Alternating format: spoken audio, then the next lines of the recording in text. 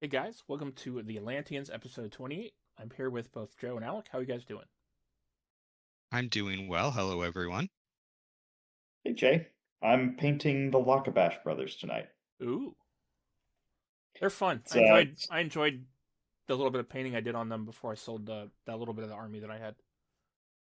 Are you I doing think them as they're oh perfect. god? Like Yeah, I feel like they've taken the Blind Bloods aesthetic and like refined it, and they yeah. have just a little bit less crap, E- and it's like the each perfect amount. each one of them is different, but they're the same enough that it's not frustrating. hmm Absolutely. And there's not, I mean, there's a little bit less garbage that Yep, each one of them I has. agree. Um, And the frogs are the worst at carrying garbage. They have like the Ugh. most of it, but Winter Corp is um, by far, I think, in my opinion, the worst. yeah, They have seams that go up underneath their cloaks on their pants. love it. Ooh. Yeah. Yeah, No, so these guys are a joy to paint. good. Really feeling it. They were, as we discussed, they were Yep. work to assemble, but Yeah. beautiful models, really like well-defined Mm-hmm. details. Just a pleasure. What Did you you look have for in a to painting experience. sew seams and things like that on them heavily? I forget now that I remember No, that Chum was really rough, but not that much on these guys. While I was painting, I did realize there was one enormous seam that I did not do. uh-huh. Um, but otherwise, I think they're pretty good. So Okay. pretty happy with how they turned out. Awesome. And yeah, I cut off their faces and gave them all masks, if that's what you were Excellent. asking, Alec. Excellent. Um, I'm out of masks, so these are the last masks I had. So I'm gonna have to get more, another order of masks if I want to keep going. Are you gonna put a mask on Sully? Or are you gonna just paint him as a bird? Just as a bird. Okay. If I paint him, I can't figure out how to make that guy work on the table. Mm-hmm. So he's definitely like a rainy day painting project. Have you have you already painted the little guy with the gun? The like the officer guy? Dogs? No, Yeah. but he's definitely gonna Yeah. happen. I'm gonna do is I'm gonna take off his big top hat, which I Uh-huh. think is really cool, but doesn't fit my theme. Yep. And I'm gonna give him like a big like gosh, like a big like feathered headdress, Oh. which I think will be sick. Yeah. That's cool. Yeah. I'm having a good time with it. I Yep. haven't painted War Machine in a while, so excited to be back in it. Yeah, I have a pile of stuff just like sitting looking at me on my desk to paint. And I would just love to be able to, but man, I've been ill the last couple of days and just not in a clear enough mind. It's either been too cold in my house or I've been ill, and I have not been able to get the brush out on the paint on the model. I'm Oh, Go ahead. hope you're feeling better soon, man. Yeah, it'd be great. Even if just my migraine went away, I could deal with the rest of it. Um, it'd be fine. But I've had a migraine for like basically 3 days, and Oh man, it's gotten really old. that sounds really old. Yeah. Yep. But I'm like sorry, man. That's rough. it happens. It's pretty much all I can say these days. But like I've got Sea Raider Orgoth, I've got Frozen and Forgotten Orgoth. I picked up a second um Ursine Apex for Old Umbry, so I have two of them now so that when I start playing Morozov, I'll have two of them to play with him. So I have one of those. I have a bunch of Cephalic stuff for JD that I'm supposed to be giving him for Christmas that I need to finish. Don't listen to this, JD. Yep. I've got Wait, people listen to our podcast? I know. I mean, he's shown up on the pods a few times. We actually do have listeners. Kevin from Advanced Maneuvers listens to us. He talks to me about stuff that we talk on the podcast fairly regularly. And Well, I I mean, think I know we have a couple SFG staff. I know yeah, we have listeners. a couple SFG I was staff just and making a joke. a couple of guys on WCL that will catch up and enjoy our banter and that listens I to mean, everybody. just wait for the spiciness of this one, though. Yeah, yeah. This one is Do you wanna tell everyone what we're talking about? So we're talking about the narrative campaign, the narrative event that I ran on Sunday. No, we are going to talk about that. Well, we are going to talk about We are that. going to talk about it a little bit, but the big topic that we're going to talk about today is casters and racks. So we all know by now that the spell racks on the Mark IV armies are going away. And so one of the things we want to talk today is we want to talk about some of our favorite armies or favorite opponent armies or armies that we think that the change is going to be really huge for. I mean, it's going to be huge for everybody. But armies that we hate and the things that will happen to them. And that they're not going to have anymore, which is going to be amazing.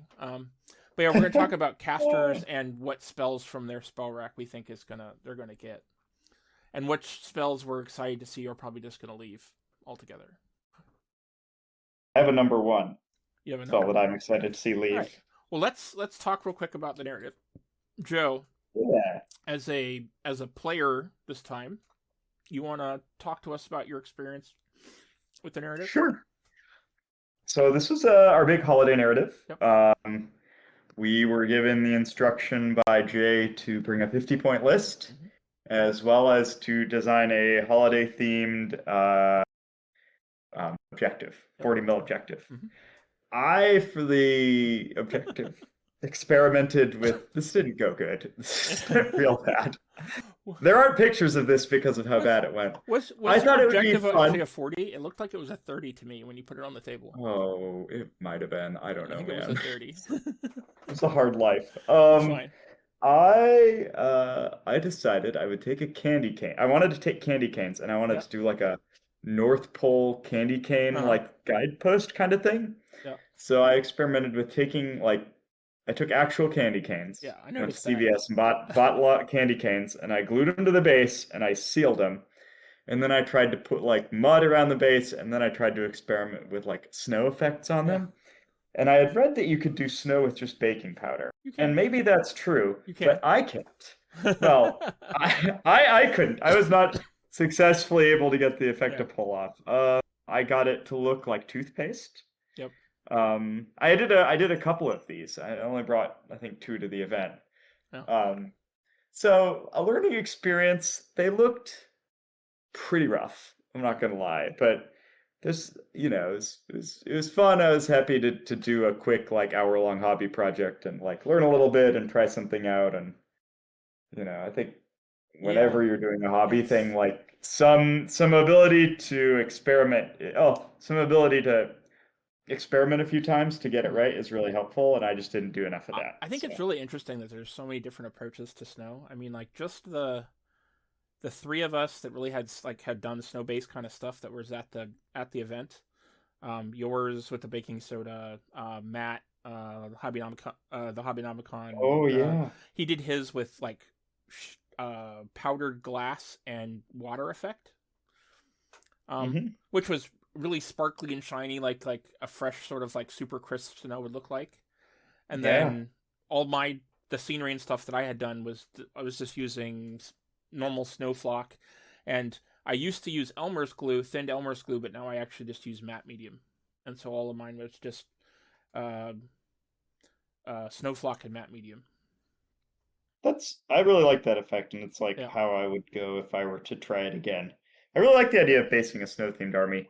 Matt's effect was really cool, but it seemed like an enormous pain in the butt based on what he told me about it. Did you watch his YouTube video about it at all? No, I should. He wore gloves and a respirator when he was putting it on. Yeah, I'm out. I'm so out. I've never been as out as I am. He talked about getting it on his skin in the past and having it cause all kinds of irritation and stuff. And I'm like, why would you ever play with that stuff? Yeah. Well, I mean, if you think about it, we play with a lot of stuff when we're using liquid resin. Yeah. So, I mean, it's not that much farther to think that he's doing that. Yeah. And there's some stuff I've used before that's similar. It's called microballoons. It's basically an additive you put into resin to reduce the amount of resin you're using when casting large amounts of stuff. And it's basically itty bitty little balloons of glass. And it's not sharp. And I've used that before to sort of add glitter into snow when I wanted that effect. But once again, you also have to wear breathing protection because that stuff will hurt your lungs if you breathe it in. All right, so well, let me. So we built those things. I think there were supposed to be 6 of us. We had a drop the day of, so Jay hopped in and played. Yeah. It was a big 6v6 mission. The idea was that our objective was our present, and our presents had been blown all across the table, and Jay placed, Yeah. we were on a 6x4 table, and my present was on, like, basically the opposite corner from me. Yep. So you had to go a long ways to get your present. And the mission was you had a messenger, and you had to get the messenger to the present, and the messenger was a solo, and then you had to get your messenger to the center of the table, and that was like the objective. And we played 3v3 on teams. On Jay built a beautiful winter table. Jay, do you want to talk about it? And Yeah, Alec, you did some of the printing for it, right? Yeah, he did. Pretty much, if you went to Nova Open and you saw our the narrative table we did at Nova Open, I used the terrain from the Umbri table, and I supplemented it with some actual components from the War Machine 3D Umbri set, the tower and the chapel, which Alec printed out for me. Thank you very much, Alec. It was my pleasure, man. It looked great, Alec. Yeah, and I was still printing for you guys. Absolutely. I will say that they were I went through some very rough steps getting them ready to go, but they turned out looking really great. I've been playing with oil washes. What were some problems? Well, so I've been playing printing wise, or I've been playing with oil washes, and I've kind of am slowly abandoning acrylic washes altogether, and going to oil washing, because I think the effect is better and deeper, and I like where it is. And so I oil washed these two pieces terrain, because I didn't think they were too light. They didn't have enough depth to them. And because I had used, even after sealing it with some varnish, I had used craft paint to paint the buildings, because that's what I use when I paint terrain. And the oil wash just ate the paint right off the buildings. Yikes! Just like straight up melted it off it. And because, like, when you apply oil wash, basically what you do is you slather it onto the thing, and like cover it up, and it looks dirty and awful. And then you take like a makeup sponge or a paper towel, and you wipe it away, and just leave the shadows in the places you want the shadows, and then it adds depth in the cracks and stuff and all, because the makeup sponge doesn't get to it. But if you work hard, you can just like pull all of the surface off, all of the oil wash off, if you want certain areas to be high. And that's what I was going for. But the mineral spirit that I used to thin the oil wash, because I'm making them by hand, making it by hand. I'm making bunches of it sitting on my desk in like a little. I have a desk that has a glass top that I do this stuff on, and it's just like covered with models right now. And so I'm sitting in this little cleared space, trying to wipe this stuff off, and it's just pulling all the paint off as I'm doing it, and it's just like melting off of it. It was horrible. It was awful. My hands were like completely stained, which you're supposed to wear gloves, and I didn't have any, so that was great. I had run out the last time I did oil wash. It's ridiculous. Yes.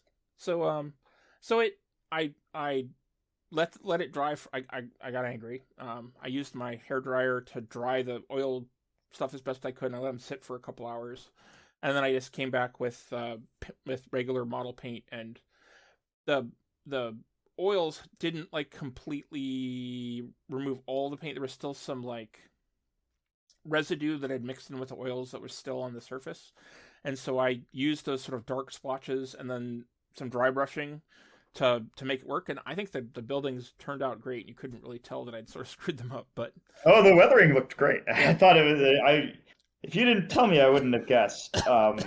Yeah, but it sounded horrible. There were some unique effects that I was like, how do you do that? And you're like, oh well, if you do this thing, it was rough, but I mean it worked out. I think they look great on the table. I still wish I would have had a little bit more terrain, but that's okay. I thought the density was pretty good. Yeah, well, I mean, so I had originally planned it because I thought we were going to have as many as 8 people when we were first talking about it. So I was originally going to put it on a 4x8 table, and we had some people drop out. Some people just ended up not being able to come, and so I was like, okay, so we'll have 6 people, and I'll put them on the table, and I'll be able to run the narrative, and then a couple people showed up late, and they're like, "Oh yeah, they're not coming. They're sick," and they didn't let us know, and so we didn't really have any time to. We had to sort of adjust on the fly. I think you did a great job of that. Yeah, it worked. I mean, the scenario was fun. I think there was a lot of chaos. It was fun. We played. I had a lot of you and Matt against me and the ladies. Yep. Yeah, I had a lot of plans that just sort of fell by the wayside.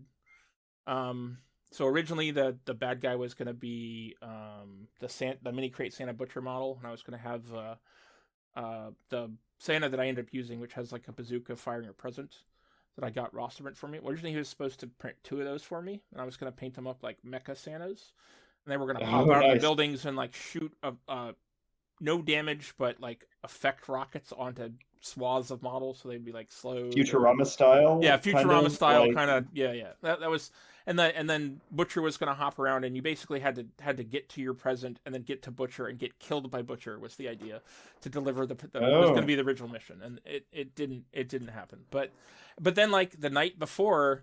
I'm watching one of Matt's like painting videos, and he has a Santa Butcher and a Kador army sitting in the background of his army. And I was like, hey, are you gonna play Santa Butcher and Kador for tomorrow? And he's like, yeah, that's exactly what I'm doing. It's gonna be great. I've been painting him all day. And I was like, oh, no, well, that's the bad guy. Okay, well, let's change it up. And so then I was gonna do what I was calling the 12 turns of Christmas, and so I was gonna do 6 2-round turns. Where each team got 6 rounds, and each round I'd add something that was based upon the 12 Days of Christmas fairy tale. So like the first day would be a clockatrice that would a clockatrice in a pine tree, and but then like I added little things to it. So like if you attacked the clockatrice and knocked out a system, you'd be able to adjust the clock that we were using to time turns, so you could like add 5 minutes to your next turn, or subtract 5 minutes from your opponent's next turn. That'd have been fun. And just little gimmick things like that. And I think it could have been really fun. But then I ended up having to put an army together and sort of take the 260 points of models and create a little 50-point Grimkin army to play, which was fun. I had fun. I had fun too. Yeah. Right? Those ideas do sound awesome. But like maybe next year. The Santa didn't really do anything, and you were like, oh, like knock him off the tower or do this or do that, because I was playing in the game and I couldn't really like narratively play the Santa and have it not benefit my team or hinder my team because I was playing. And so yeah, it was a little frustrating, but at the same time it was fun. So it's really nice to get everybody together like that, Yep. Good holiday cheer. Absolutely. My only note is that next year I wish I had baked cookies or something. Yeah. I was thinking of that day of. I was like, oh, this is the time to do that. I don't are really you like flying back for next year? What? I thought you're moving. I said, are you flying back for next year? I have no idea. That's next year. Yeah. But maybe that's next year, Joe's problem. It's next year's shit, man. I'm trying to get through this week, right? Like I can't think about next year's Christmas. I don't even have Christmas shopping done this year. What? I'm done. Barely. I'm done. We've had company for 2 weeks, and then Bree's been gone this week, and I'm just like real underwater. But that's okay. We'll figure it out. I get it. No, we're just giving you a little bit of shade, man. Trust me, I know.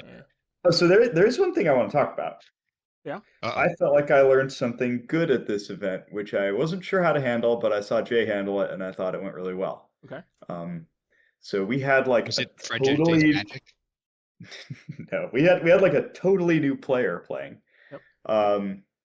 And I wasn't like entirely sure how to go about that. But luckily Jay stepped in to help make it work, and I think the thing I learned from Jay was like, when I play games, when I'm teaching people games, I try not to tell them what to do. Yep.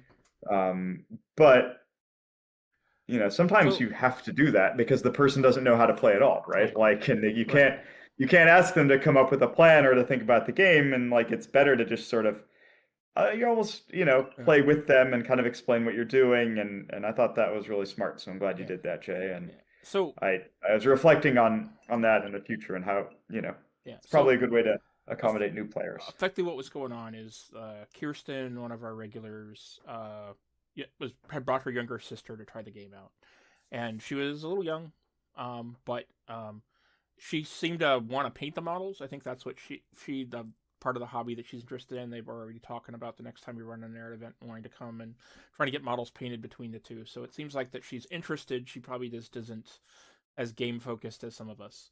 And she went into it, the first little bit that we were like, just go ahead and activate your things or do your things. And then I came over there and I was like, so what do you want to activate first? And she's like, I don't know. I'm these guys. And she like pointed at something that wasn't hers. And so one of the things you can do when you have a new player that doesn't really have any like concept of what's going on is you basically make them into a dice roller. And so I'm like, okay, so we're going to go down the line. So we're going to pick this unit. This unit's going to come over here. And I basically try and set up the best opportunities for cool things to happen that might get them excited about the game and give them a chance to roll as many dice as possible. And for most of the game, she didn't really seem like she knew what she was doing or what she wanted to activate. But when I came over and helped her out and tried to do cool things, she seemed to be having fun, which is the point of these kind of events. Yeah, it worked great, and I had no idea how to approach that situation, but you did it quite smoothly, and I think she had a good time, and it facilitated the rest of the table. So it was nice to see that in action and learn a little bit. It just comes down to experience, and I've been in that situation before and had to both do it and been the person that had no idea what was going on. So definitely a good way to get help a new player learn, see if the game is something that they might be interested in, and just to sort of roll dice and have some fun. All right. Narrative is so overwhelming, right? Yeah. So it's really good to have. It's, I think, both a cool way to introduce people to the game, but it really is something else. So right. I agree. It's a very fun opportunity. It's a fun opportunity, but it's also super casual. So it allows people to step back and not be so serious and sort of learn things or experience things that they might not have in normal play. All right. So, do we want to start talking about casters and spell lists? Yeah. Okay. Absolutely. All right. So first off, are there any spells that you think are going to be gone? Do we want to talk to that? Or any of the factions? Talk about that like as a whole first, or do we want to? Do you think there's like any specific spells that are going to be taken out of the game, yes. Or if they're going to be given to quote unquote weaker casters? I would say yes. What are they? Carnage is one for sure. Yep. I agree. I think Silence of Death is one that's sort of problematic. I could see it being given to like a specific caster that maybe doesn't want to play with infantry as much or something, because that's who benefits from it the most. I think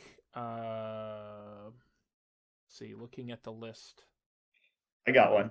You got ready? One? Go ahead. Tide Pool. No one deserves to have Tide Pool on their card. I bet Tide Pool gets removed. Oh, so you're saying Tide Pool is a bad thing, not that. Look, man, there's some real. I mean, everybody's all talking about the power and all that shit, but there's some real stinkers on those racks too, and I think those probably won't see a lot of. What even is Tide Pool? Is Tide Pool? It's a blind blood spell. It makes a. Okay, imagine Veil of Mists, right? Yeah.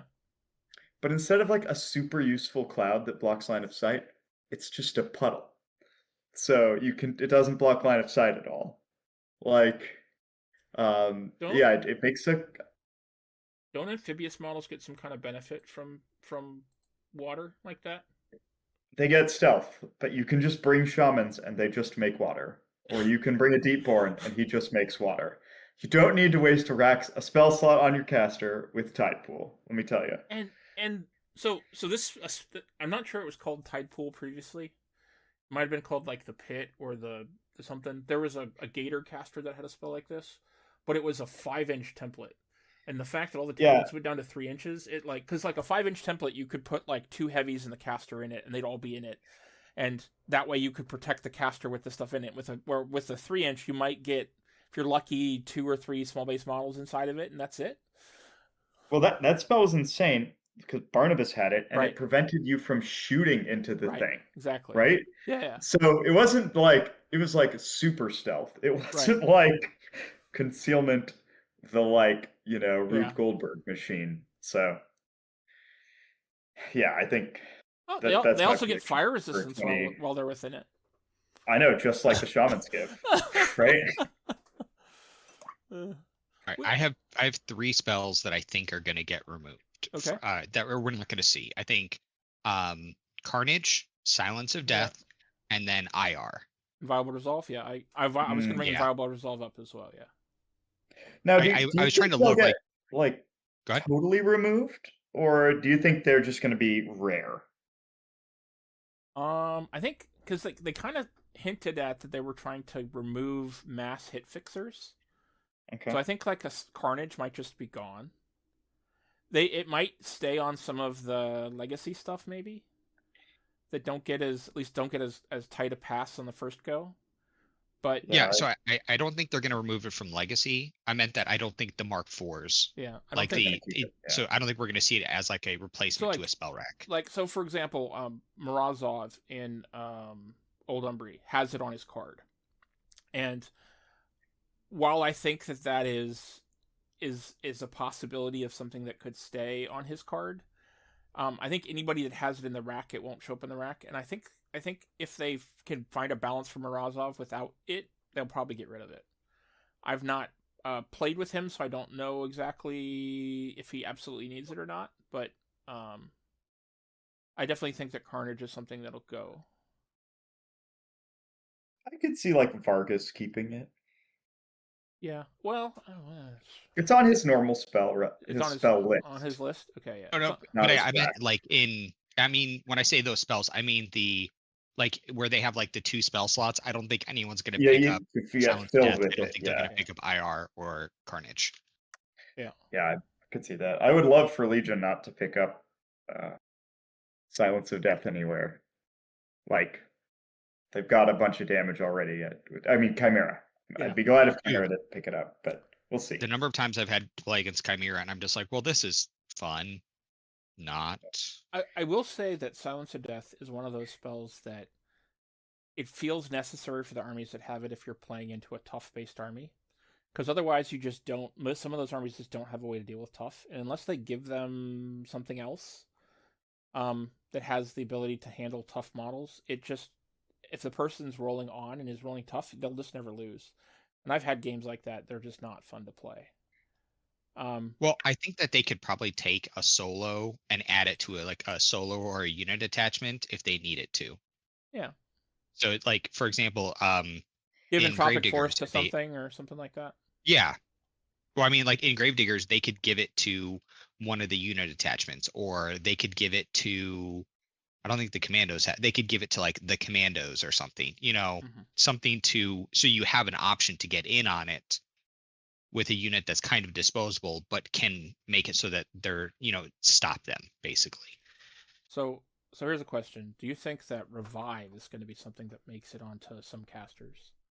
Do you think that the people that have Revive on their spell rack, that there are casters that need it for their playstyle? Because like, for example, if we were going to talk about Dusk, House Callus, Hazaroth, the way Hazaroth is played right now, if he didn't have Revive or some way to bring troopers back, every time he didn't spend something to keep one alive and they died, his list was just his super elite list would just keep getting smaller and smaller and smaller. Yeah, I feel like he needed to be taken. He needed to be trimmed back a little bit. So I think that might be one of the ways that they're gonna. I mean, Hazaroth isn't a top tier caster though. Right? I mean, yes, we've seen Taylor had Ice King had some experience, had some good results with it. The couple games he's played with it locally, but overall, Hazaroth isn't a super strong caster in the national rankings right now. I don't think. I think because they have so many better options, though. And I think once you start to trim back some of the really, really good ones, I think then you're going to see other people step forward, and they don't want him to just automatically step up and just start, winning winning attrition games. The other thing I've got to say for sure is that, and this isn't exactly spell rack and caster slot related or whatever, but Dusk, House Kalis, and the Orgoth Sea Raiders both need a sixth warlock or warcaster. They both only how have does that 5. not happen? They both only have. There are armies with 6 or 7. Like I think Gravediggers has 7 because they picked up both. They picked up both Kane and Sparkhammer from Storm Legion. So they only have like 2 warcasters. They have Vargas and like either Jakes or Boom Boom. I don't know about these others. I'm kidding, but yeah. I can't believe they have 7. That's Are wild. you though?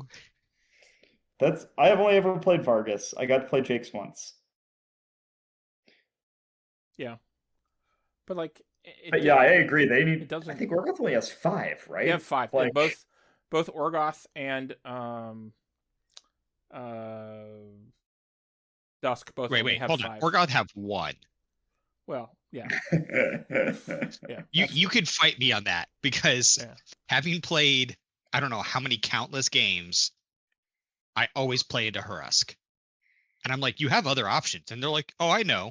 I was like, cool. Do they though? Let's play Hurusk again. I mean, like, but they have Hurusk, and then like for 2% of the matchups that Hurusk doesn't like, they play Butcher, and that's all they had competitively this year.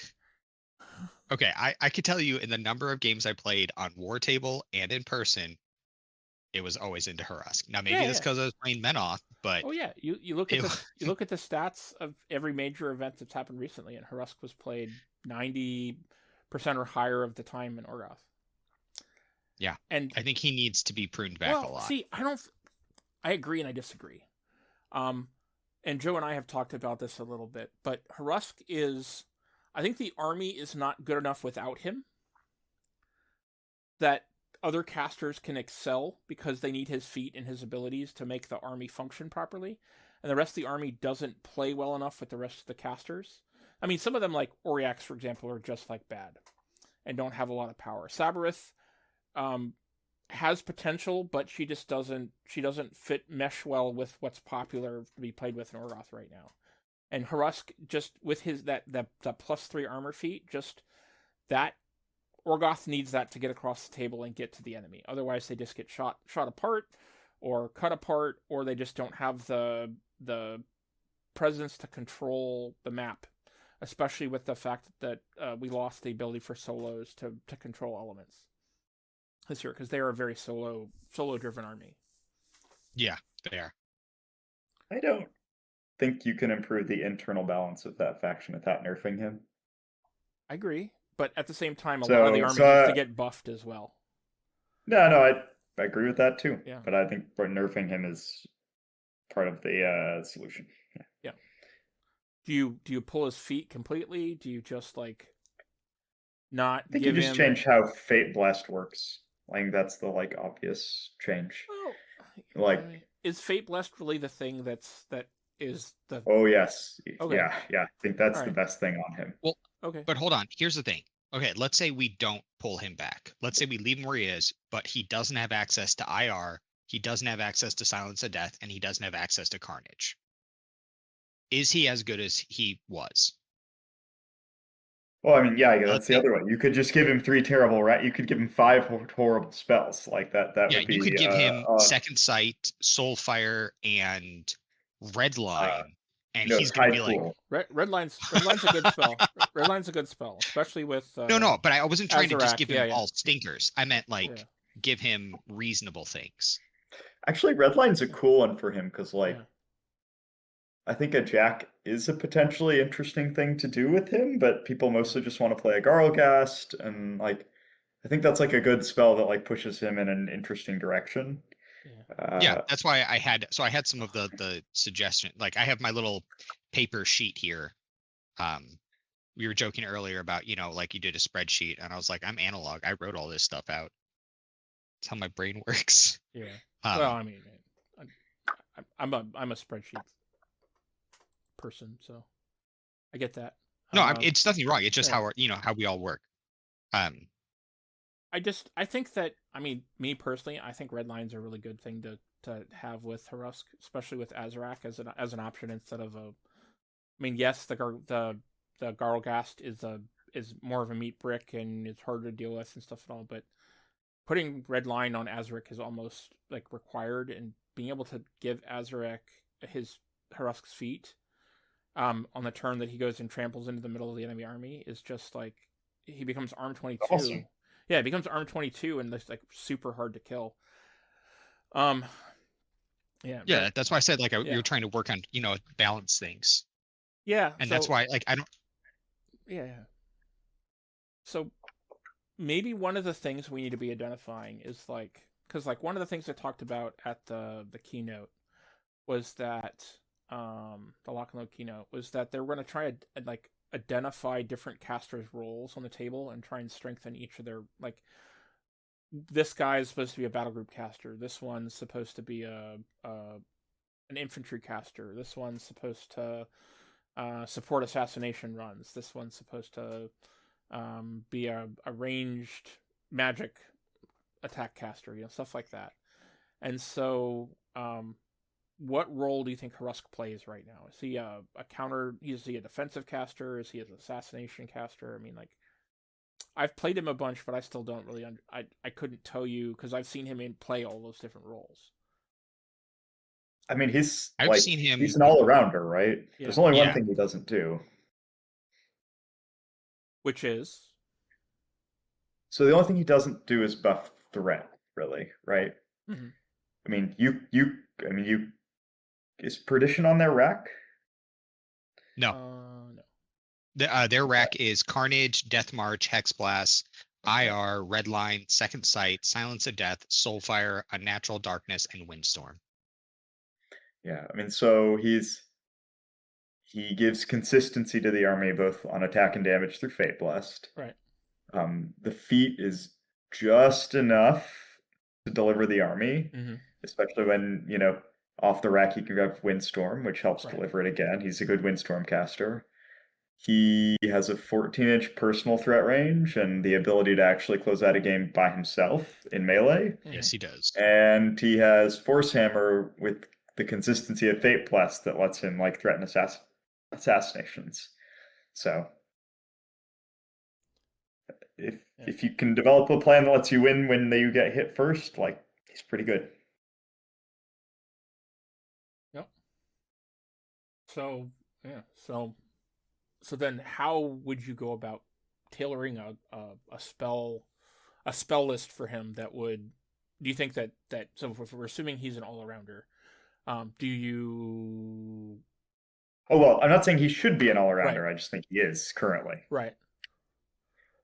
So currently his spell list is Force Hammer and some spell that I don't remember. He has three spells basically. He has Abattoir, which is models the spellcaster spell having his control range immediately make one basic melee attack. He has Thunderstrike, and he has Vanish, which lets him. We have Vanish. Yeah, it's part of his personal threat range. Right. So he has two spell slots. So ideally, most people will want Carnage and Silence of Death, or Carnage and Inviolable Resolve, or Windstorm. It's an option. So one of the things we've seen from the couple of guys they've spoiled is that they're giving people unique spells, and not just stuff from the rack. And so, what kind of spells would you like to see on him that would help balance his power level? While not so obviously he won't get Carnage, and he probably won't get Inviolable Resolve. I think Inviolable Resolve is one of those spells that I think there are other things that do something similar to Inviolable Resolve that aren't quite as game breaking, because Inviolable Resolve is +2 armor and he can't be moved or knocked down or pushed, which is a big way to get around high defense and high armor models. It is part of his game plan, though, right? Right. That's a big part of what makes him Harusk. I feel like that's a spell that you could keep on him. You think so? Yeah, I think it plays well into his identity. Yeah. I'd rather build like clear strengths and weaknesses than like make him kind of an annoying all arounder. That's just my feeling. Um, See, I was would you give thinking him for him. Windstorm? So I was thinking for him for his play style, I think if you gave him Windstorm and Guided Hand, I think it would encourage him more to be a What's Guided Hand? Oh, it's an old Menoth spell. Okay. What's it do? Oh, it's a cost 2, range 8, Guided Hand. Target friendly faction model or unit gains an additional die on each model's next attack roll. So he could boost one unit or a model, like a Okay. model or a Yeah. unit, and I think that would help him. You give him that and Windstorm. He's gonna still be able to deliver things to attack and kill things, but it's not overly powerful. I can agree with that. And it's only turn, it's not even upkeep. Yeah.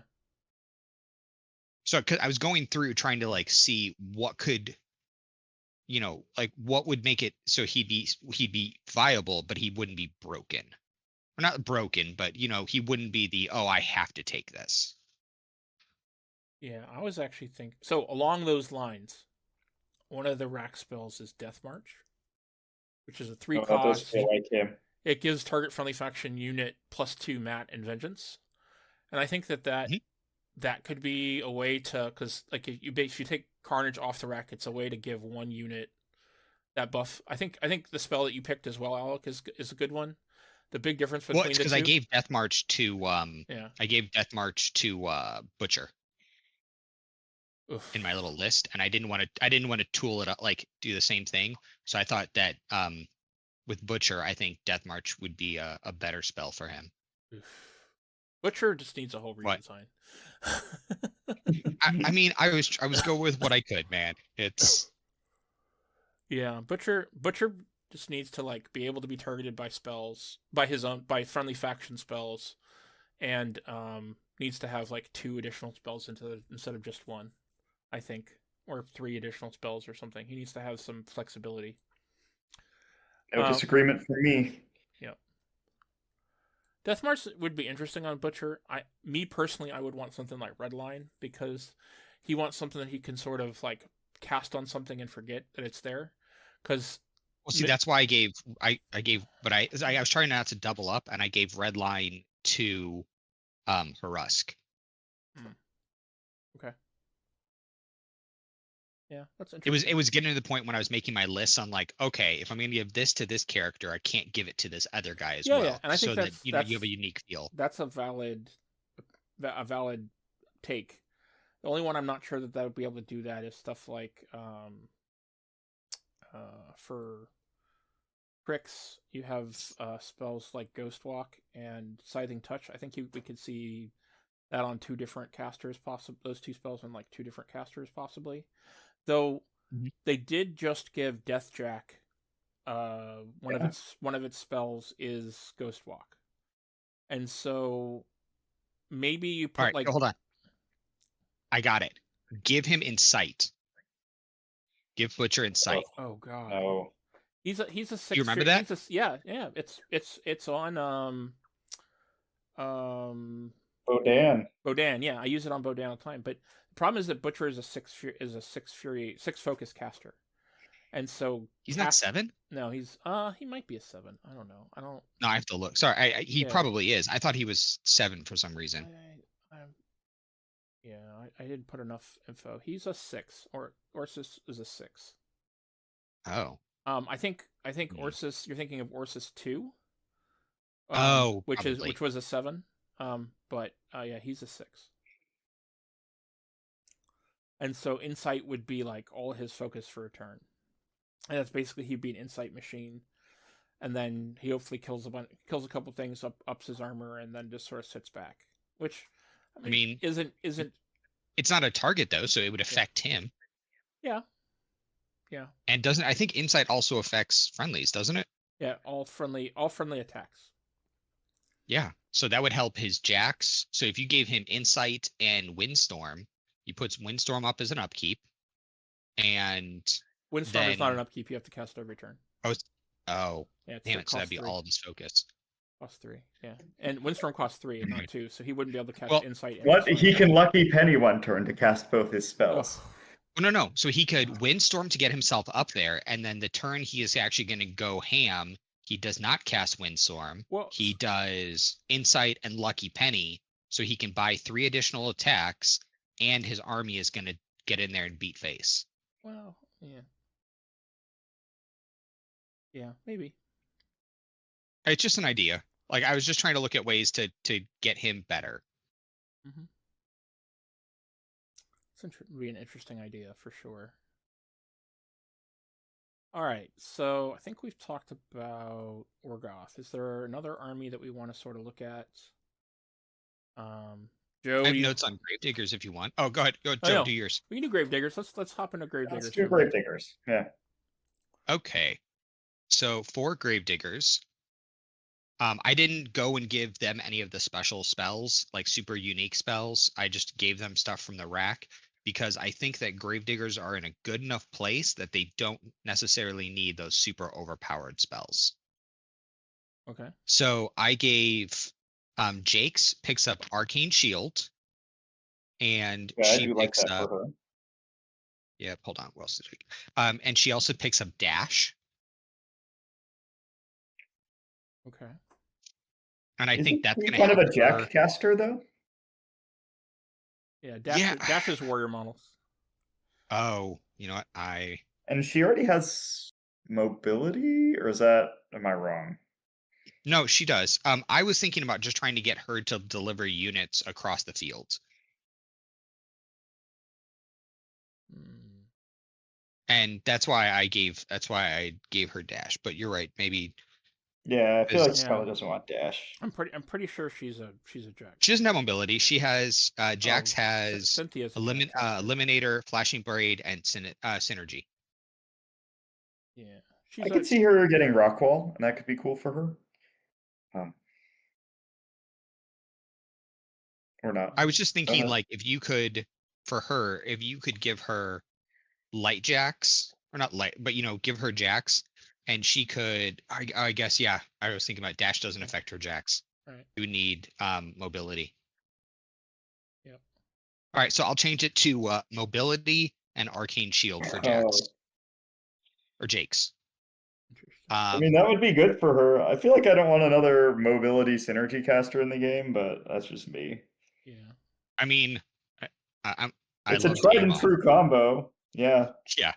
I mean, it works. I'm not lying about the effectiveness. All right, for Hasker, I have him picking up Chasen, and I have him picking up Rockwall. Oh, so that's where you're gonna put Rockwall. Mm-hmm. I think it's one of their better faction spells. Well, I was trying to look at what they have on their current spells, and then do something that I think could both work with the spells they have and work with. What does Hasten do? Chasen. It removes an upkeep spell, right? Yeah. Okay. Got it. Then I have, for Kane, I have Sentry and Deceleration. Decel. Yeah, I feel like he really likes Decel, doesn't he? He does. I think he needs Decel. Not just he wants it. I think he needs it. And Sentry is not normally in Gravediggers. It's normally on just blanked on what they're called. Storm Legion. So when I looked at the list for both for Kane and for Sparkhammer, I looked at both of their racks, and that's what I pulled from. Like when I was looking at options. So I'll switch over to Sparkhammer. I thought he should pick up Snipe, Electrify, and Force Hammer. Because he's supposed to have 3, and maybe that makes him a little bit too much, but I don't think it's too bad. For Vargas, I have him with. Hold on. You're blown through him, and I'm still looking at Kane because Okay. Um, So I spent like the afternoon looking at these things. So I'm Okay. like, so like so so let's go Kane, back for to Kane. example, you're talking about adding something that gets rid of upkeep spells and something that what's the other spell? There's Chasten and Rockwall. no, not Rockwall, No, the Hasker picks up Jason. Kane would have gotten the Decel and Century. So he goes up. So being armed 13, that would be a good thing for him to have. Use defense 17. What does his feet do? See, I don't know enough about this army. Like I've actually never played against Gravediggers, and I've only played against I think I've played against Sparkhammer once and Kane once, and that was in Storm Legion.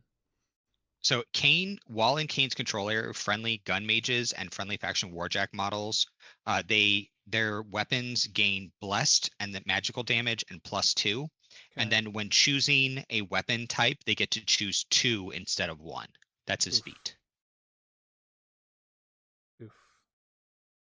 Which is why I always thought it'd be really fun to take him with the field guns and use 2 of the field gun effects at the same time. Jacks that can take ammo types? They're not jacks or gun mages, right? So do they benefit from his feat?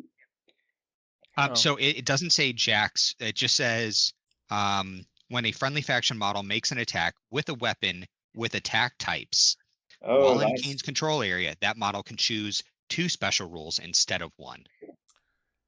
And that would be so it works on the field gun. Are there guns that work with on jacks? The field guns. Because like Deuce. It works on Deuce.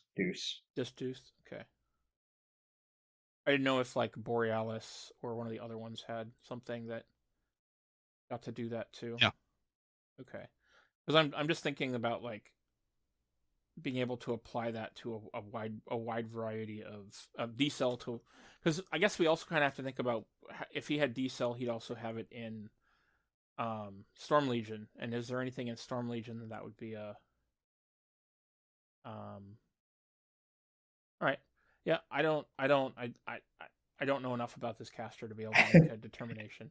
I think that anything that gives extra armor versus range attacks with an army that is a shooty army that would normally be countered by another ranged army is kind of rough. But there needs what would his weakness be? What would the check to his balance be? I don't think Kane's really overpowered right now. I think this would just his army wants to sit back and shoot you, and this would allow him to be able to do that. He's not going to grab things like Silence of Death. He's not going to grab some of those other spells.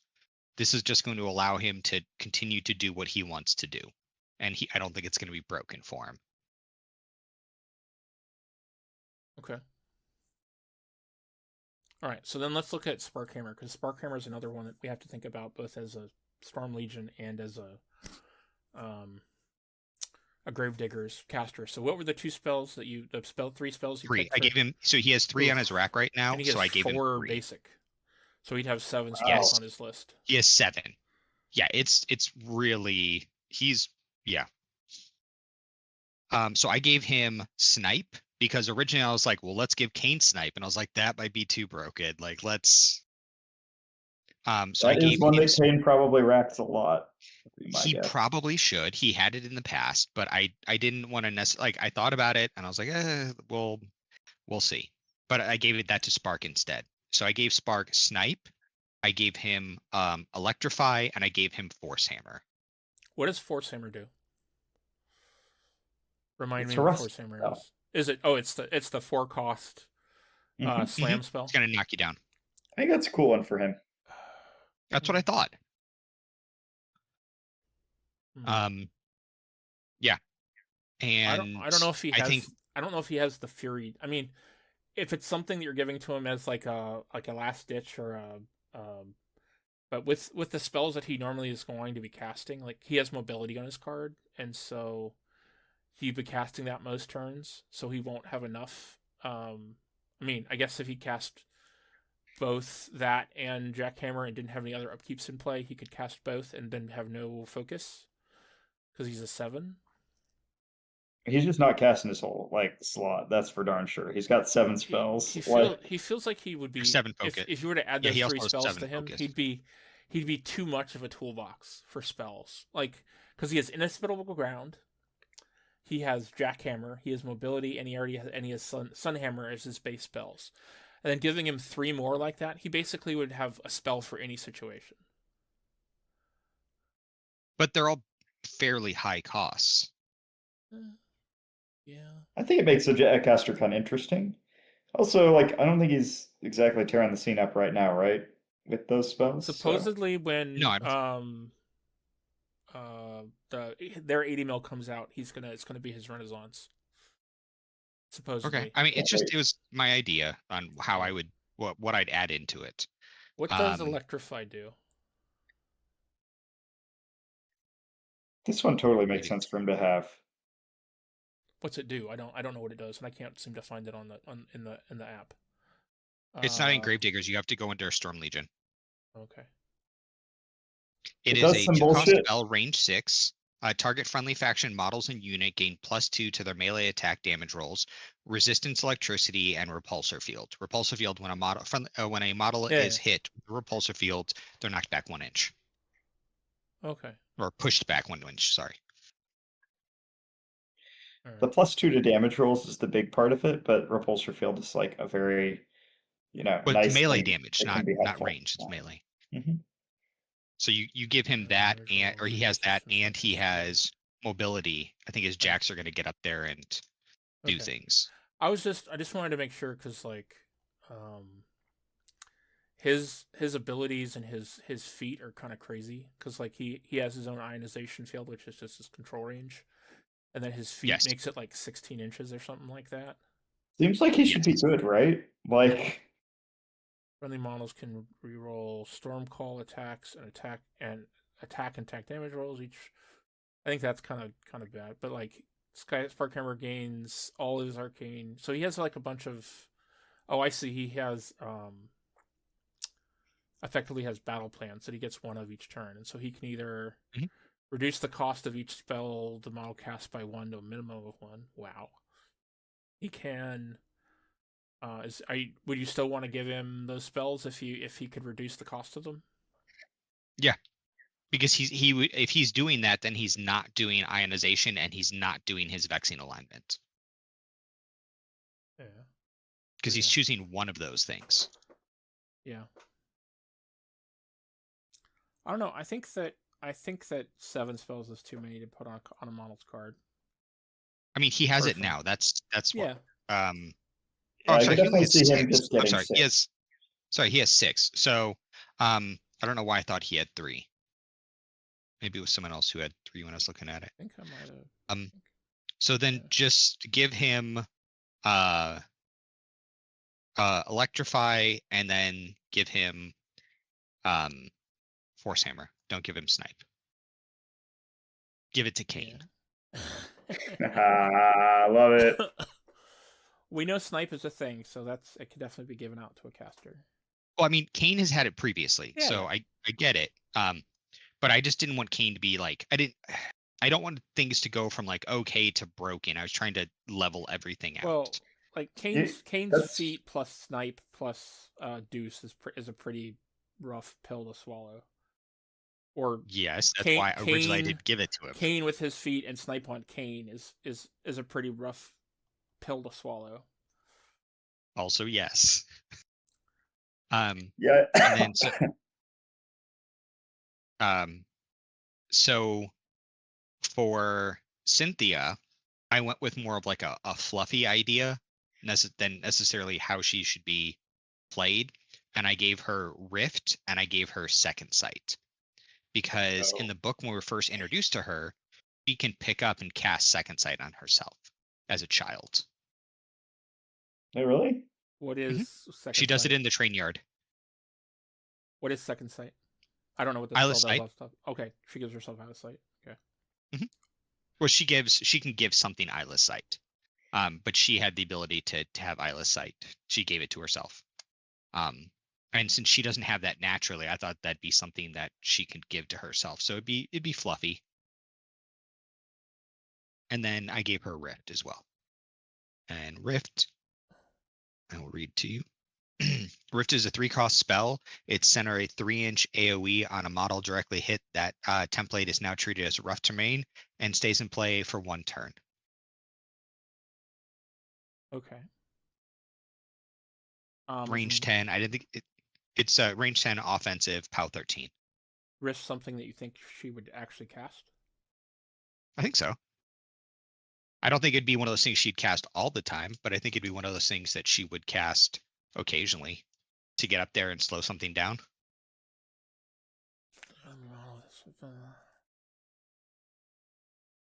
It's really hit the fanboys. We're casting Rift again.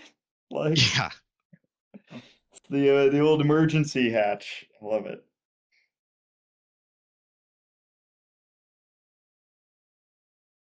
And then if You- Silence of Death you are- isn't gone, I gave McCoy Silence of Death and Rhythm of War. You just love McCoy. But I think Silence of Death is gone. So I'd have Rhythm of War from McCoy, and I don't have another option for him out of their rack. But I feel like he's the one that would get dash. Do you I guess we could give him not? dash, yeah. Yeah. If we didn't give it to Jake's.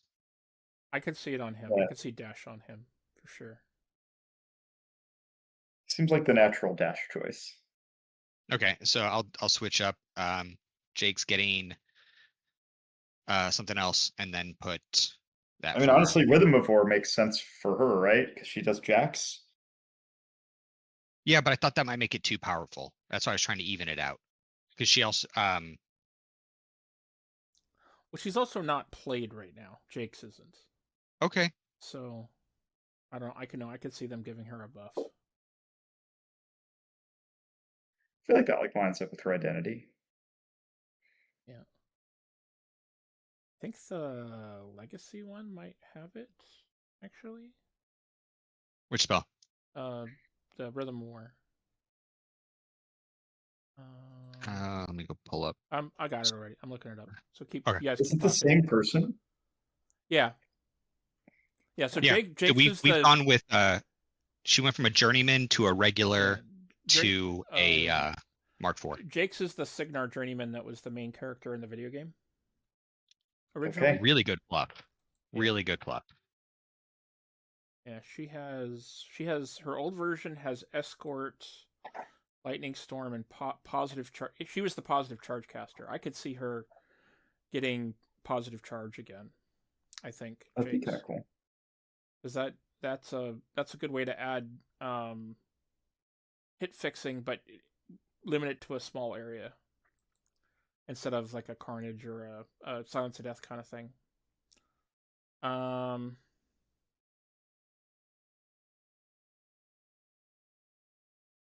Ooh, I really like Sidekick, which is the other spell she has. It's a 2-cost upkeep. Target warjack and spellcaster spreader against +2 fence cannot become knocked down or pushed, placed, or moved by a slam. So it's basically like IR but defense and only for jacks. And then That's cool. it transfers to a friendly model and base to base with the model that has it on it. That's pretty cool. All right. All right. I really want to know what you gave Vargas. Yeah. Okay. Sorry about that. The little robot vacuum cleaner pulled up something, and I had to You're good. mute myself and fix it. So for Vargas, I gave him Lock the Target and Rhythm of War. Interesting. What? Okay, Rhythm of War I think makes sense. What does Lock the Target do? If it hits, they can't charge or do power attacks, I believe. Let me pull it back up. That sounds Sorry, I like got a out of the- Pastor spell if I ever heard one. Range, so it's cost 2, range 10, POW 12. A model damaged by Lock the Target cannot run, charge, or make power or trample attacks for 1 round.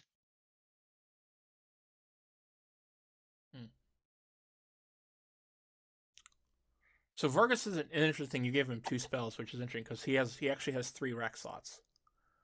I didn't think he should and, have 3. and he already I think that's his 2 base spells are Carnage and Return Fire. So interesting. So I was thinking about giving him Snipe, but I was like, man, because Snipe wasn't actually on the Gravediggers list. It's on the So putting snipe on his gun this seems like a bad plan, especially with it having Oh powerful man, he would attack. love snipe on his gun. He would. That I would was make thinking him if you give so him happy. Snipe and Return Fire, how silly that would be.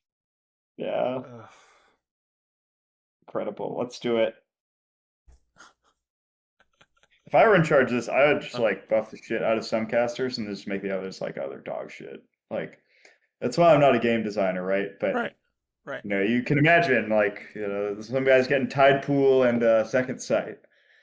Like Second Sight's not that Try bad. and force the player base to play a specific casters for a Yeah. year.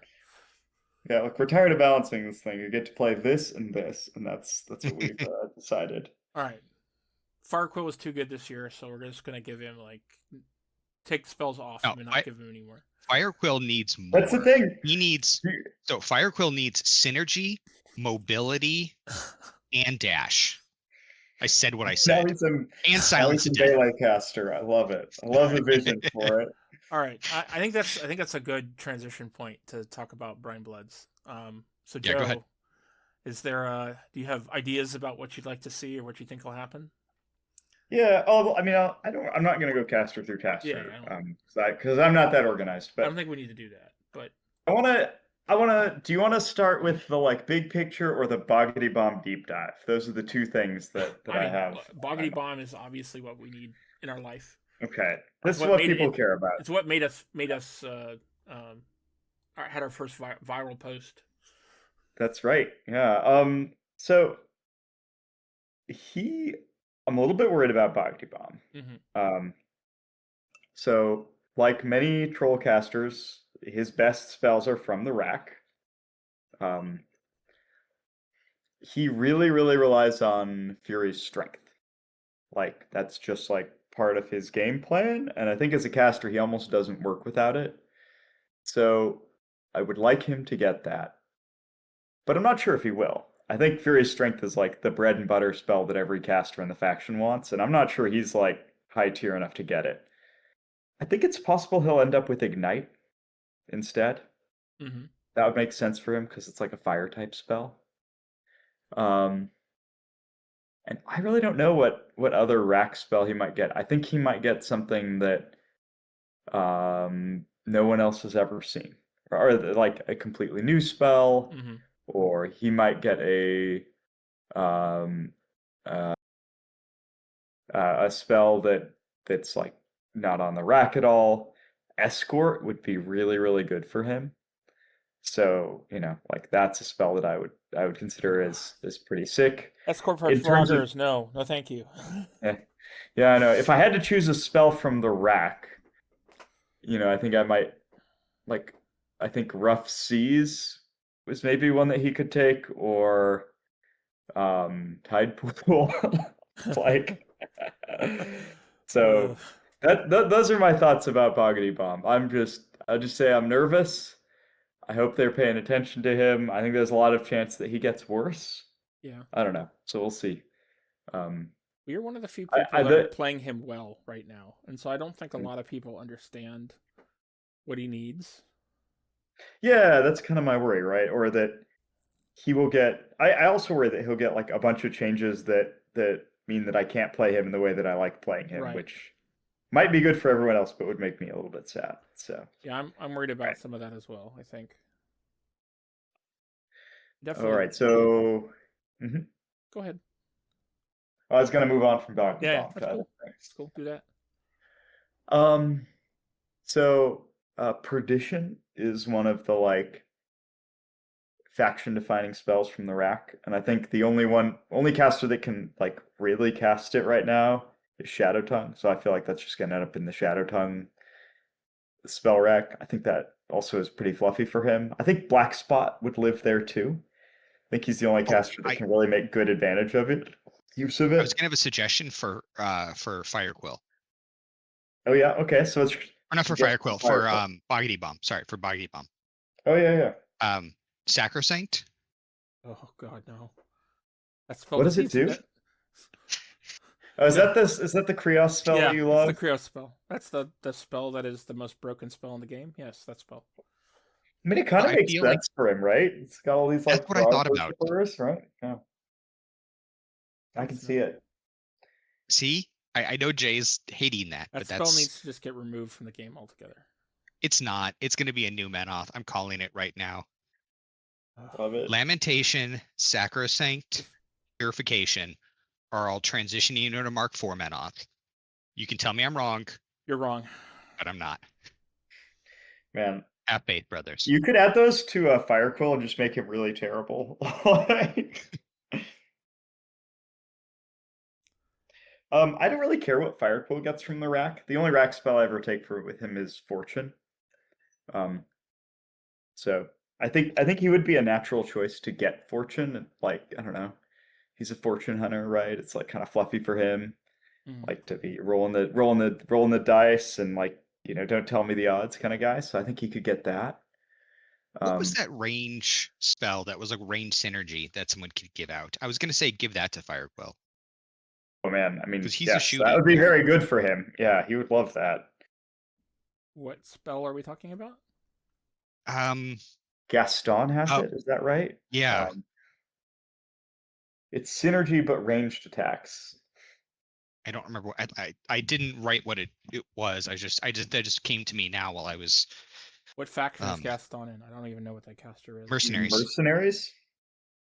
Oh, Gaston Cross. I call him Cross. Yeah. So I was seeing the Gaston's on my head whenever I think about him. Yeah, so that's no. And he's not in Italian Charter. He's in Soldiers of Fortune, right? You've way gone beyond my knowledge of Mr. Cross. No, he's not. Captain Cross? He's from Liao, so he would be in. There isn't a theme force for Liao, so loading regular mercs. This is going to take a minute. All right. Let's see. Gaston.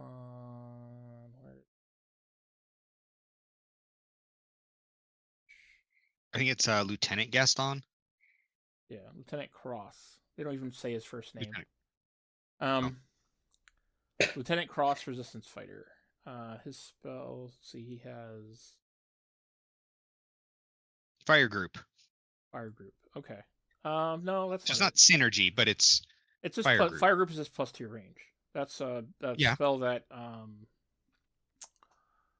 the Signar sniper caster has. Well, actually, that could be pretty good for Fire Quill and probably not that busted. Yeah. So maybe that's it. Maybe you were right all along, Alec. You could also give him. Does he have run and gun naturally?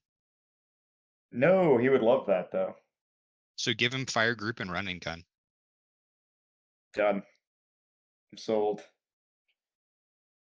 Yeah, run and gun could make him like the exact kind of like gambling caster that I really like to play, where it's just like, better hope this works or you just lose. Like, actually, screw it. Just give him both of the Gaston Journeyman things, which is Fire Group and Moving Shadows.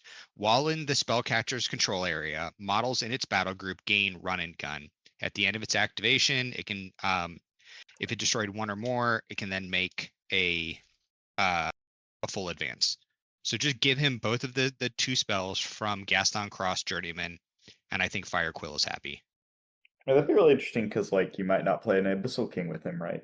You might want to run and gun with other things. I think that would get him off the Abyssal King. I think that's why it'd be a better idea. Let's see. So we know they've spoiled that Foul Blood is getting Fury Strength. So we know at a minimum that he's going to get that. I think he might also get Rough Seas. The Thorga, I think, could also be a recipient of Rough Seas. Yeah, I've seen it with Thorga the most, I think. Yeah, I think she's like the most natural one to do it, and maybe they'll make her, maybe maybe Foulblood will get like kind of an armor buff, more tough kind of models sort of approach to delivery, and she'll have like a more high defense kind of approach to delivery, which could be like consistent with Rough Seas. Yeah. I mean, I think she would be really sad if she didn't get some kind of damage or hit fixer. But I don't know what is like honestly left at this point to give out. Right, there's not much on the rack. I feel like she wouldn't want Black Spot.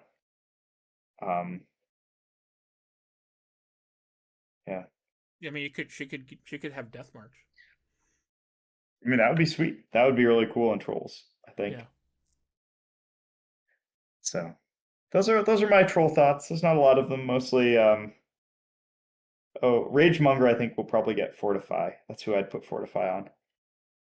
He wants to like build an armor brick, and I think that leans into it. I think you don't put more damage buffs on the guy whose feat is like crazy damage, right? Yeah. Especially if they're trying to like reduce the threat of the. Yeah. So that's where my mind's at. We'll see. We'll see what happens. I'm nervous, Jay. Nervous, Alec. I don't want him to destroy my frog. But if they gave my frog jump, wouldn't that be cool? Doesn't your big frog have jump? Yes. Yeah, the big frog has jump, and Jay's lion has jump, but my cool frog doesn't have jump. So what the hell? Yep. I mean, why don't you just give it to Boggity Bomb as just a straight ability? That's what he's saying. He wants Boggity Bomb to get jump. That's 100% what he's talking about. I thought you meant as like a spell, like it cost him to do it, not like. No. So we're gonna give Boggity Bomb mobility, synergy, and dash, and jump. No. Love it. No. I mean, he would love mobility and synergy, and jump. That's a change I can get behind. Can you imagine that, like him coming in with just all those attacks, and everything coming in with all those attacks? A Vrogger with +3 synergy and the movement bonus for mobility. Dirty. All right. So what else did we want to chat about? Do we want to do any other factions? Let's talk about Necrofactorum. Okay. I didn't look at them because I'm not as familiar with them. Yeah, they're what I primarily play against. So I have I only see a couple of spells from them, but like, I think the thing we need to talk about is who gets Scything Touch, who gets Ghost Walk. Carnage is probably going away, which will help to balance the Mat 9 Mechanothralls to just be Mat 7 because of Gang. Mm-hmm. So, but like, and also you got to look at like what the different casters' roles are. So like, I don't really Kythos can sort of do a bunch of different things, but like Viscerus and Deathicus tend to like have to support Jack. Viscerus and more support Jax. Deathicus just wants to collect souls and use them to assassinate people. Suspira is your infantry army. Yeah, I gotta go take care of the baby. I'll be back. Yep. In a long time. All right. So good luck. So like I don't know. I think Suspira. I don't know. There's a spell called Death Ward on their rack, which is basically is it Death's Dominion? Hold on. Death Dominion. Is Death Dominion the one that gives stuff to? While in spellcaster's control area, friendly undead models gain resistance to blast and rise. So like I could see Death's Dominion on Suspira. And I think something like Occultation could go on the Kane. Could go on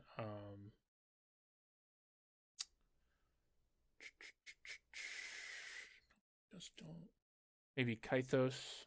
I don't know.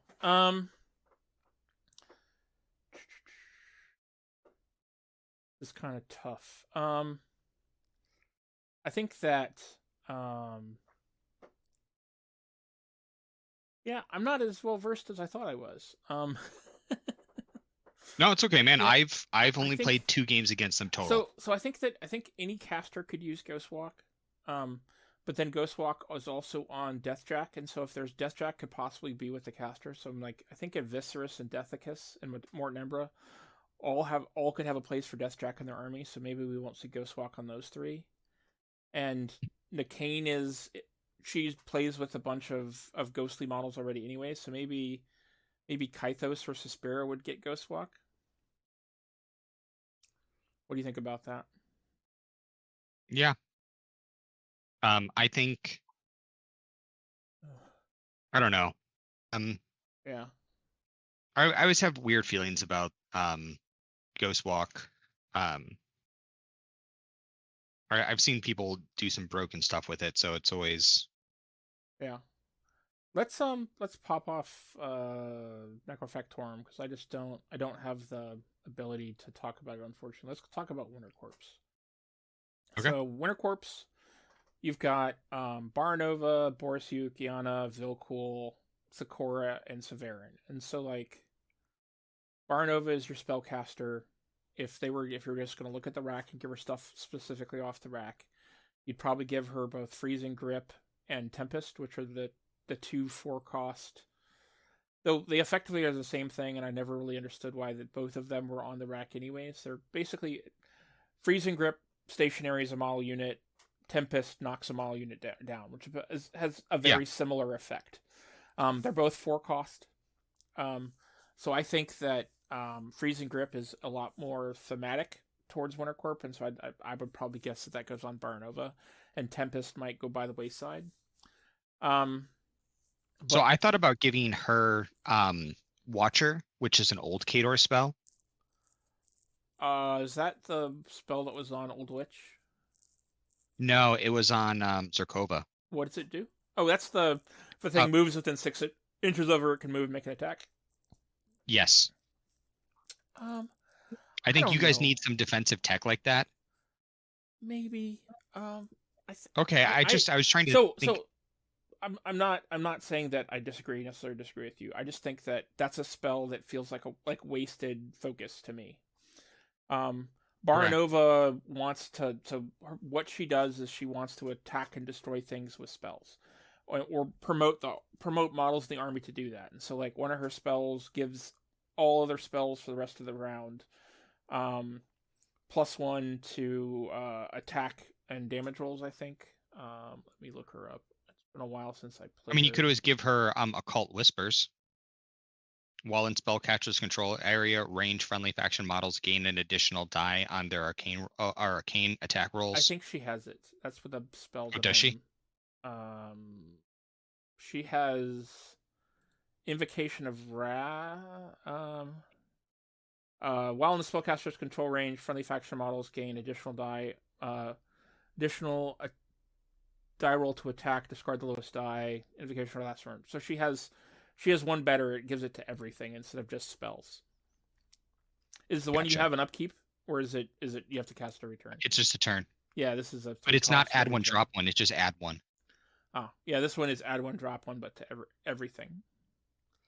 And so she basically wants to cast that every turn, which means that she's sitting on four additional arc, which usually she has something banishing warded so that it can't upkeep spells.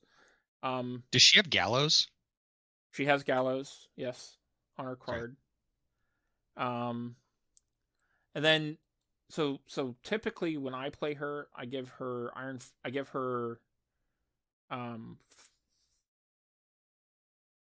see, where is it? Razor Wind, so that she can cast a couple of spells, because one of her abilities is when an enemy model dies within her control to an arcane attack, she gets a focus.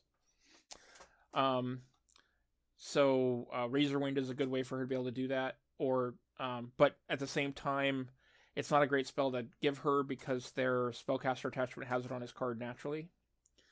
So it's sort of like a duplication of a spell. I don't know. I think I'd like to see one spell that might be fun on her is a spell that's currently on Yana's card. I think I'd like to see Spirit Fang on her. So a model damaged by this attack suffers -2 speed and defense for 1 round, but it's a 2-cost, range 10, PAL 12. And so you could use it to pick off, like, You could either use it to attack bigger things and boost them to do a little bit of damage to slow them down and to reduce speed and defense, or you could use it to pick off a bunch of little guys and get extra focus so she could keep casting it maybe. You know what I had for Yana because you brought her up? I Yeah. had signs importance for Yana. Oh, Signs of Importance is a great spell. She's a 6. You don't think it would work on her? She's a 6 Fury caster. And Oh, I didn't look at that. And it would apply to both her in Wintercorp and her in Old Umbry. So bump her up to 7 and give her. I think that could help. I don't know. I think it would be too good with her other abilities. Okay. I mean, don't get me wrong. I think it's a good spell. I think Fortune would be a better version of it to give her. So the reason because then you can give it to her or to another model. Hold on. I just blanked on the what High Reclaimer 1 has. Hold on. I just blanked on what it's called. It's not signs of it's just single use or the single upkeep. So the Fortune is basically the same thing, but it's an upkeep spell on a single unit. It costs 3. Yeah. The same thing as the Signs of Importance. Okay. Don't get me wrong. I would love to see Signs of Importance come back to Khador. That's a great spell. You just your caster needs to have at least 7 focus to be able to justify it. And I think that Yana with 7 focus would be rough because she could then be doing spells and be doing all of her Jack and cohort model buffing shenanigans. See, the other spell I had for her was a sail for Yana. Yeah, I could see a sail. I like a sail a lot, and that was actually something I loved on Vlad too. I think would be a great spell to put on something like in Wintercorp. You could put it on Metavista. I think that'd be a great spell for Metavista. Or in Old Umbry, it might be a good spell to put on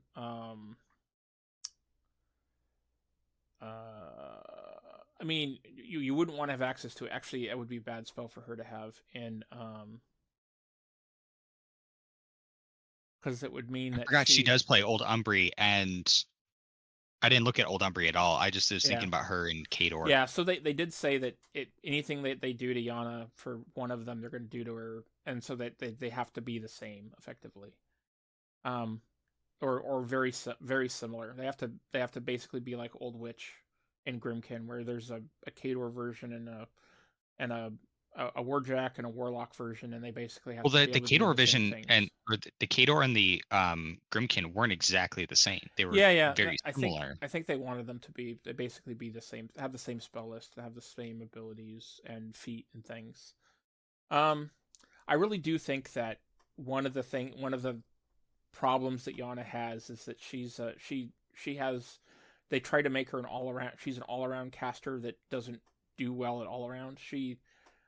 Most of her abilities really buff beasts, but then she has spells that buff units. She has dash and fury strength, and so they should take some of the elements that's on as Azanov and give him dash and fury strength, and make him the melee infantry buffing caster, and then make her the beast caster and give her some of that abilities. But the problem with that is that when you take that over to Wintercorp is a very gunline / Jack army, and so giving a bunch of cohort or beast abilities to her wouldn't help the Warjacks, and the Wintercorp doesn't really play well without at least some infantry. So I don't know. Gotcha. I don't know. It also doesn't help that she's a 14-18 that just gets shot off the table. Okay, first off, I play Menalt, so don't even. We have, but you have access to good shield guards, and the Yana in Old Umbry has access to decent shield guards with the Ursine bears as long as you take a couple of them. But in Wintercorp, the only shield guards they have are on the Direwolf Heavy Jack. and so you're only going to have 1 or 2 at max ever, and so she just doesn't survive to shooting. You can have doesn't Meloth have like whole units of shield guards effectively? We do. Yeah. I mean, well, not in Mark IV if we Right. play unlimited. But Yeah. yeah. We don't have as many shield guards as we used to, where I would take 11 Mhm. shield guards into a game Yeah. and just laugh. We don't have that anymore. Yeah. She suffers for not having shield guards and having the ability to tank. She's supposed to tank hits, and she's not. The Kador one is not very good at doing that. The Winter Corpse one is not very good at that. The Old Umbry one is better at it, but it basically slows down your the threat that she's supposed to have, because you're taking, or you have to take like an extra 8-point light beast that is sapping the points of your offensive attack. So, and then she has. You know what I thought Go would ahead. be a good thing for Sakura? Mm. Your lady in armor. I thought Ugh. Airburst, the old Arusk spell. Yeah. She's even more fragile to Isn't she like a 14-19? She's a 13-19. Oh. So she's even easier to hit. I think that the positive charge idea with her is interesting. I think that might go better on Yana, and maybe putting. Well, she has positive charge naturally. Yeah. I thought Airburst would Sakura. supplement. Yeah, I mean. Oh, okay. I mean, Sakura has positive charge naturally. She has a Avenging Force naturally, which is normally a rack spell for the faction. She has Tactical Supremacy, which is a good spell. What I was doing when I was looking at for new Kador is I was trying to pull some of the fun spells from old Kador and bring them back into it. I think that Severin would be a better pick for Airburst than Sakura. Sakura is she's sort of like a midfield or front line. She wants to get in. She wants to get close to combat, and then if she can get into the fight, she wants to get into the fight. But she's a POW 14 crit brutal magical axe that's range 2.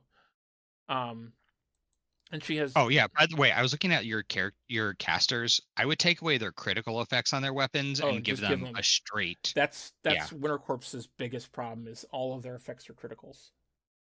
Well, so here's the thing. I don't think all of their ones should be automatic, but I think their casters should have.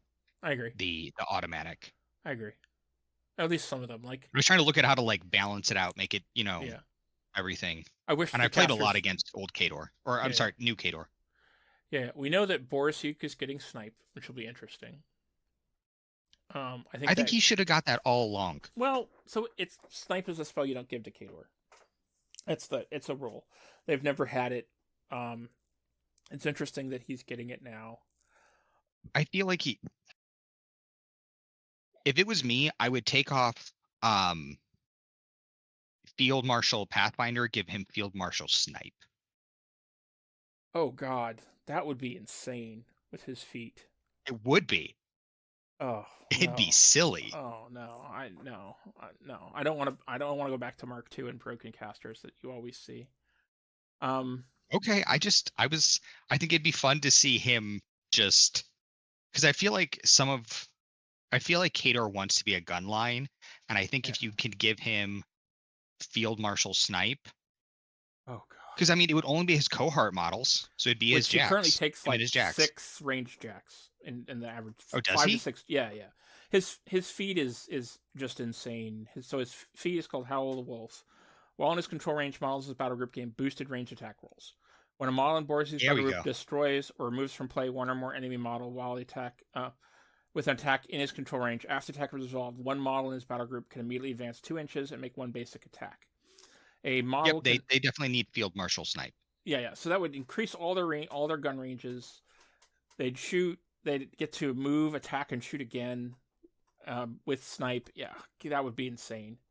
That would be insane. They did really debuff the really good gun. They dropped its range by 4 in 2025. The heavy cannon. It used to be range 16, now it's range 12. And so I'm looking forward to snipe being able to give like the colossal a longer threat range again, which I think is really lacking. I think that you'll see him with Snipe and the Colossal more often. I mean, I'll probably play him. Also, we're getting Behemoth in February, and so like Behemoth with Snipe is going to be interesting. Are you going to give yours legs, or are you going to go No, with? I'm going to stay with. I mean, I have 2 of the bison that I really like, and so I love the idea of him and 2 bison zipping around the table and shooting, blowing things up and shooting stuff. Okay, it just I know. it feels too armored core for me. Which, don't get me wrong, I like armored core. I just don't normally think of armored core being it is War weird. Machine. It definitely looks weird, and it's going to take a while for me for it to grow on me. But at the same time, I really like the idea of him and 2 bisons up around the table and shooting stuff. It'll be interesting to see what he actually does, because they're supposedly they're working on his subcortex, and it's going to be different than it ever has been, supposedly. That's the rumor mill that I've heard, but I don't know. And I think it'll be interesting to see what happens with Wintercorp. I think Severin, you could take Severin and make him a little bit more like, keep pushing him towards Rusk a little bit. I don't think you necessarily need to give him like I think the spell that you mentioned would be good with him. Airburst. I think that would be a good spell for him to have. He already is a control area sort of army control caster. I think Sakura needs they need to figure out her role, so she either needs to be a buffer or a combat model, and they're sort of trying to have her do both. And I think she needs to have a defined role. Vilcool just needs to get toned down, and that's one of the things that they said they were going to do, is they're going to like decrease threat ranges, and so like she probably won't have access to Avenging Force, which is what takes her from threat 18 to threat 21. So like she probably won't have access to Avenging Force. I think that she could, but at the same time, you kind of want to have her still be like have the because she's a go get 'em melee assassination caster, and so maybe you give her stuff like Butcher. You make her a little bit more like Butcher 3, so she has that spell that pulls people in if they're within 5 of her, or you give her she might. I mean, she's a 6-art caster, but giving her, obviously you couldn't give her Blood of Kings, but you could maybe she's a candidate for Science Importance. Or see, I was thinking give her Creator's Wrath. What's that? It's an old Menoth spell. It's on other things other than Menoth. I think it's in I can't remember what else it's in. Spellcaster gains an additional die on melee attack and damage rolls. Okay. And then they gain blessed. Because she feels like she wants to get in there and beat so face. Her melee weapons, her melee and ranged weapons are already blessed. They already have that as an ammo type on their weapons. Oh, do they? Oh, yeah. Well. Yeah. So let's see, from the spell rack. So one of the things that we haven't really identified is do we think superiority is going to stay, or if it's going to be something that gets removed? They've already nerfed it, so you can't put it on Colossals. I think superiority could be something good that they put on. I mean, I really like it with Borisuk, but if they're trying to make the Colossal better, and it doesn't really affect the Colossal, it might not work on Borisuk. Does she have Fortune? What? Does she have Fortune? Vilcool? Because you could give her that. She has Cold Front and Cyclone. So she has the spell that Sorcerer 2 had that was like Wind Rush but wasn't, where she gets to move and then attack stuff. And then she has Cold Front, which is it's a 1-cost spellcaster gains Chiller for 1 round while within 2 of this model Chiller enemy models. That resistance cold, suffer -2 defense. And so basically the idea is that she moves her, she's speed 7, so she moves her, she casts Cyclone, moves her 7, cast Cold Front to put up the -2 defense thing, and then she can charge 10, and she has 1-inch melee weapons, so she threats 18 inches. With a total of 10-inch move. And then if you have Avenging Force, she could have Avenging Force additional 3 inches, which is how she gets to 21. And but you said that she's losing Avenging Force, right? I think yeah. So Avenging Force is a rack spell, and I think she's not going to have access to it. It's actually on Sakura's card, so it'll probably stay on Sakura, and it won't be something that's available across the faction. I think it's going to be rough not having it on some things. I know that Severin really likes to have it with his abilities, and Barnova really likes to have it as well. But yeah, I think not having access to Avenging Force on a lot of stuff is going to be almost like their though not having superiority across a bunch of casters is going to be really rough for them as well. I think superiority is like effectively their Ghost Walk for Necrofactorum. It's the thing that you. Yeah, I was thinking that if we gave you guys Iron Aggression, I think that would work in Khador. Iron Aggression. Yeah, it's an old who had it? It was Magnus. Magnus 2 had it, I think. Okay, what's it do? Let me pull it back up or pull it up. It was Magnus 1. Magnus the Traitor. Target friendly faction Warjack can run, charge, or make slam or power or trample attacks without spending focus and gain a boosted melee attack roll. Not damage, attack, because I feel like sometimes your guys' attack isn't powerful enough, and being able to put that on a Jack, it's like Redline but better. I think like Butcher 1, the old Butcher 1 has that as well. Yeah, that would be an interesting one to get. I could see that being on like Sakura or on Yana maybe. Oh, so if it said if it was on Yana, it would be Cohort instead of Warjack. Yeah, it would have to be Cohort. But they've changed a lot of the I mean, that'd be do that. Yeah. Yeah. I mean, that'd be really good for her. Yeah, I think so.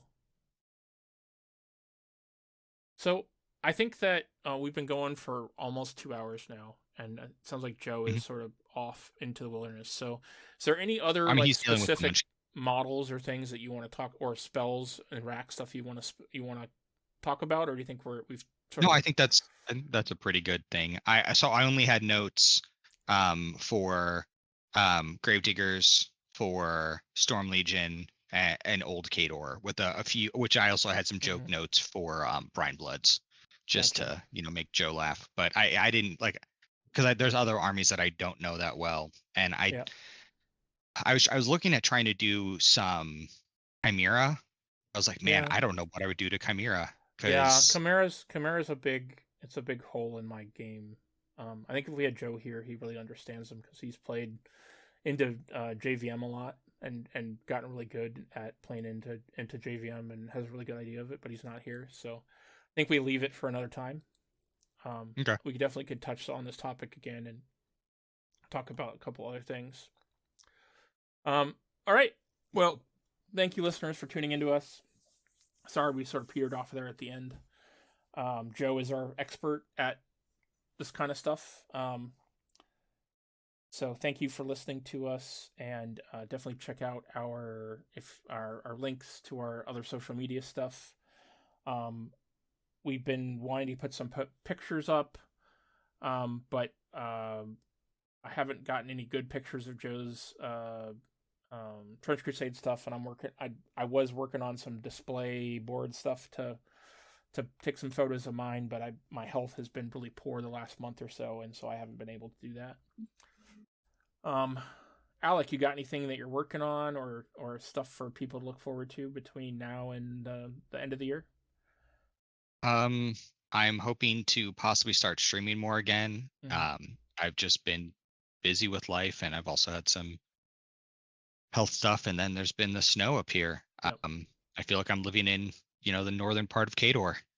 It's definitely an adjustment if you're not used to it. So thank you very much, guys, for tuning in. We will talk to you guys later. We'll probably be back after Christmas, I would guess. Either right before or right after the New Year. So this has been the Atlanteans. Sign off. This has been Jay. And Alec, bye. Bye.